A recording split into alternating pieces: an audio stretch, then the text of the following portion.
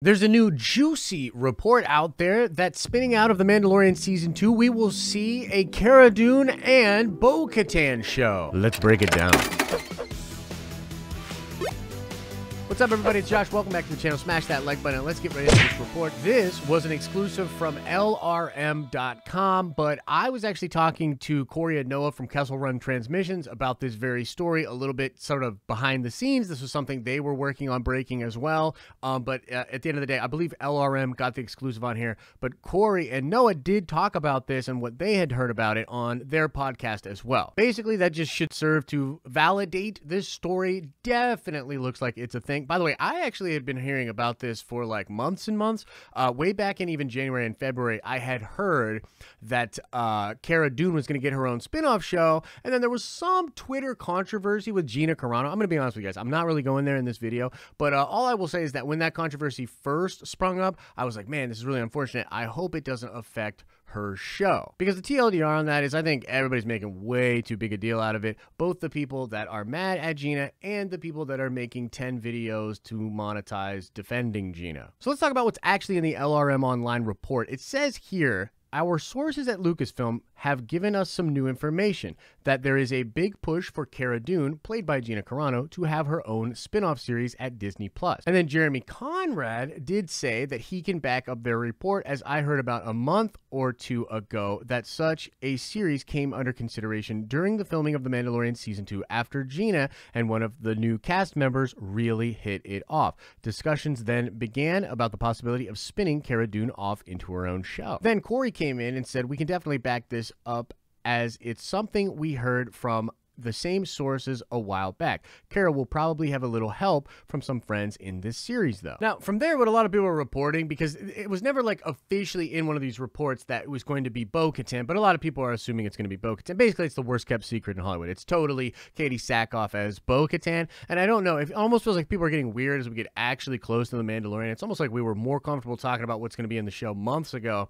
I personally don't care. I'm going to talk about everything I've heard, everything I know, and try to give fair warning when I think we're dipping into spoiler territory. But yeah, Katee Sackhoff as Bo Katan, gonna be in Mandalorian Season 2. Sorry, forgot the spoiler warning. And apparently she's awesome. And apparently she totally hit it off with Gina Corano. And that is fan-freaking-tastic. By the way, also I have heard that Gina Corano steals the freaking show in The Mandalorian Season 2. And I'm very excited for that. So that's the report. Now I want to dip in, do some speculation. Take my hand, let's go to speculation town. Now I think the first thing that pops into my mind is like, wow, this is likely another Filoni Verse thing, although it could be considered separate. Bo Katan particularly is a very important character to some of the things going on with the Mandalore planet, with Mandalorian's culture all around the galaxy. I really think Bo Katan, being, you know, the rightful ruler of all of the tribes of Mandalore at this point, depending on what we learn about Moff Gideon, I think Bo Katan is a very important character. So if Gina is going to be teaming up with Bo Katan, that means that likely the story is going into that place. I think we're really following Bo Katan's story, not exactly Gina Carano's story.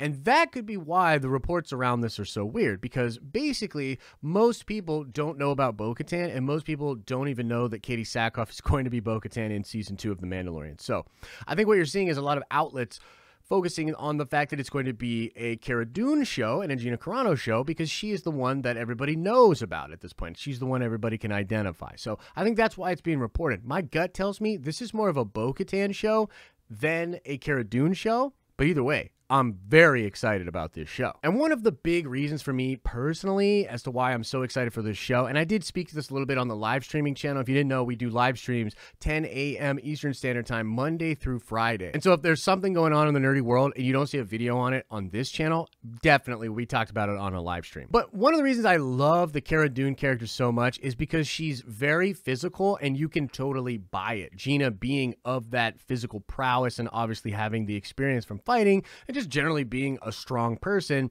it translates so well on screen. Like, this isn't like Daisy Ridley's, you know, skinny chicken arms, you know, doing all this crazy stuff. And no offense to Daisy, she's a great actress as well, but it's just different. I buy it with Gina in a way that I never bought it with Rey, and that's just the truth. And so Gina being that physical and being a badass like that is so cool, and I think it'll translate perfectly to Katee Sackhoff. I mean, Katee Sackhoff is that kind of actress. She's like grizzled, badass, down to earth, physical, brutal. And I think on that level is probably where the chemistry started to build in the second season of The Mandalorian, and it just became obvious that they would want to spin off and have that kind of a show. Now, the next thing is this the Leslie Hayland show? I believe that's the lady's name, the one that did the Russian doll show or whatever. Leslie Headland, yes, Leslie Headland. So if this is her show, then like color me super into this show, which by the way, you know, they said female centric when they had originally posted about the Leslie Headland show,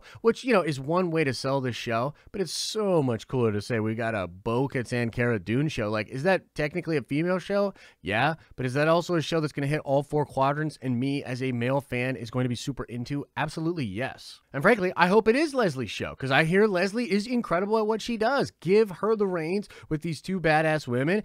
Let's do this thing. And I guess lastly, again, just with the Filoni Verse stuff, you know, still just fresh in my mind and thinking a lot about that kind of stuff. Like, I'm very curious as to what Bo Katan and Cara Dune's position in that story might be.